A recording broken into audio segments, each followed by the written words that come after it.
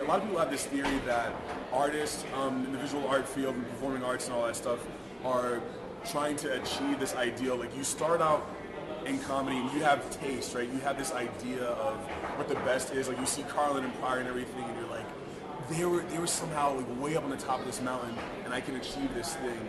Do you feel like you're actively trying to achieve this 100% ideal, perfect thing that, I mean, I don't think anyone can ever get to it in their field, but yeah.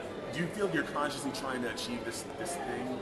I think like you're a lot more driven goal? in that way than Really? I do, yeah. I want to be that. I want to be great. I want to be a great comic, but at this level, I mean, those guys were 20 years in, 30 years in, but at this level, you can just work on your act as much as possible. Just try to get better, make that joke work, fix that tag, twist this, get a new premise, you know. So you just look at it like you're chipping away. I try to look at it more like chipping away than I do as like, I need to build the Grand Canyon I need to be like on the Mount Rushmore of comics. I don't know if you're the same way. I'm just working day to day, just trying to get better every day. I feel like I want to be great and really good. I don't think of myself, I don't want to be like, I want to have 9 HBO specials and I want to be considered the greatest. I don't really think that way. I mean, possibly because I just hate myself, but I also think so much of it's like survival instinct, which sounds dramatic, but like, when you're on the road and like you have to do an hour or 45 or 50 and the crowd's not going great, you just want all that ammo. I just want more good jokes or great jokes, just so I'm like, if whatever situation I have a lot of jokes to throw out there, and I want to make a good living. So I'm like, I got to try to have more jokes that can get on TV to make that money, get more fans. For me, it's more like a survival thing. Of So it's more, would you say it's more short term for you? Like, I got to pay bills, I got to make them laugh like 10 minutes from now? It's long term, but I'm also short term, basically. It's weird because like, my calendar, I only have dates up until May. And after that, I have nothing. So I'm like, I'm just trying to have the jokes to fill in those things. So it's weird. It's hard to plan 10 years or 20 years from now.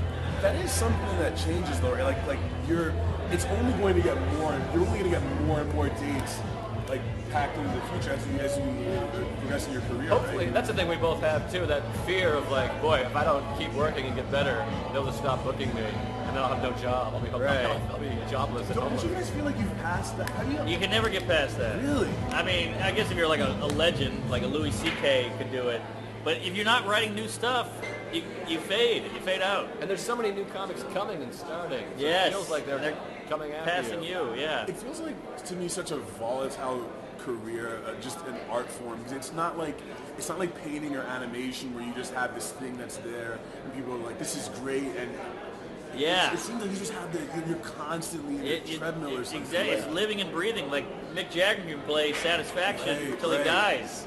We can't do that. You can't do the baby joke. Right. You know, in 40 years, it's over.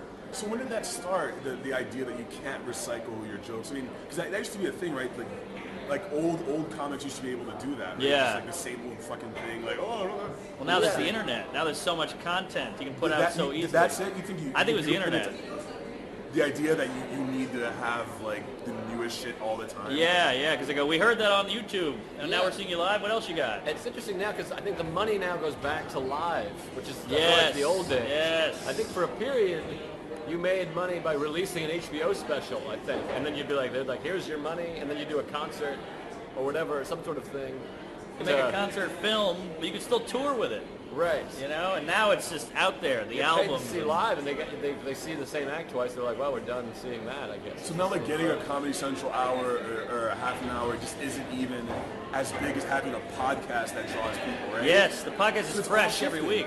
It's shifting. It's all shifting. It's all about content, more content, more new. Which is crazy because I mean, people see you on stage, and I think maybe the average viewer doesn't realize that like a joke is something that you've honed over I don't know like months or years or something. Yeah, it's like it's totally. not something you just generate on the spot. No. Yes, sometimes you do, but that's kind of rare, I think. It's rare, yeah. You can't rely on it.